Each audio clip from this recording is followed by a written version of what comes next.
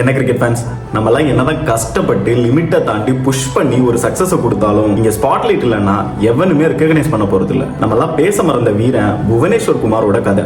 மீரட்ல நார்மலான ஒரு ஃபேமிலியில பிறந்த புவிக்கு சின்ன வயசுலயே ஒரு ஃபாஸ்ட் பவுலர் ஆகணும்ன்ற கனவு. ஆனா அந்த கனவுக்கு பரிசா கிடைச்சதெல்லாம் வெறும் பாடி ஷேமிங் மட்டும்தான். இவ்வளோ ஒல்லியா இருக்கிற நீ எல்லாம் எப்படி ஃபாஸ்ட் பவுலர் ஆக முடியும்ட்டு வந்த கேள்விக்கெல்லாம் டே அண்ட் நைட் பிராக்டிஸை மட்டும் கொடுத்து பதில் சொல்ல ஆரம்பிச்சாரு புவி. ஆனாலும் ஸ்டார்டிங் ஸ்டேஜ்ல 125 ஸ்பீடுக்கு மேல போட அவரோட பாடி சப்போர்ட் பண்ணவே இல்ல. சரி பேஸ் இல்லைனாலும் என்னால ஒரு மெஜிஷியன் மாதிரி ஸ்விங் பண்ண முடியும்ட்டு ஏர்லி டேஸ்ல இருந்தே ஒரு ஸ்விங் கிங்காவும் மாற ஆரம்பிச்சாரு. அதுக்கு ரிசல்ட்டா வந்ததுதான் டிசம்பர் 25, 2012ல கிடைச்ச இந்தியன் கேப். ஆடின முதல் மேட்ச் 3 for 9 2.25 எக்கானமில ஒரு மேஜிக்கல் ஸ்பெல்ல போட்டு இந்த உலகத்தையே திரும்பி பார்க்க வச்சாரு. இன்ஃபேக்ட் அந்த சீரியஸ் ஃபுல்லாவே பாகிஸ்தான் டீமை ஸ்விங்காலேயே தண்ணி குடிக்கவும் வச்சாரு. அப்புறம் கெரியர் ஒரு மாதிரி ஸ்மூத்தா போனாலும் இந்த டீம்ல கான்ஸ்டன்டான ஒரு இடத்தை பிடிக்க அவரோட பேஸை இன்க்ரீஸ் பண்ண நல்லாவே ட்ரை பண்ணாரு. பேஸ் எல்லாம் இன்க்ரீஸ் ஆச்சு. ஆனா கூடவே வந்தது ஒரு சீரியஸான பேக் இன்ஜுரி. அதுவே ஒரு பெரிய அடிதான். ஆனா அதுக்கும் மேல மே 2021ல அவரோட அப்பாவும் லங் கேன்சரால இறந்துடுறாரு.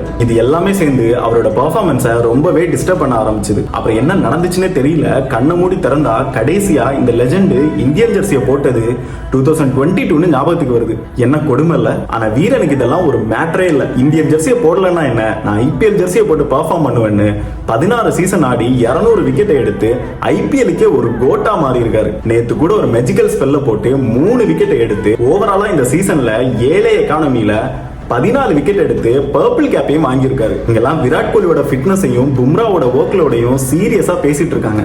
ஆனா புவியோட ஹார்ட் ஒர்க்கை பத்தி பேச இங்க எந்த மீடியாவும் இல்லைன்னு தான் தோணுது. சரி நீங்க சொல்லுங்க, 2027 வேர்ல்டு கப்ல இந்த லெஜெண்ட் திரும்ப இந்தியன் ஜெர்சியை போட்டு கம்பேக் கொடுக்கணுமா வேணாமா?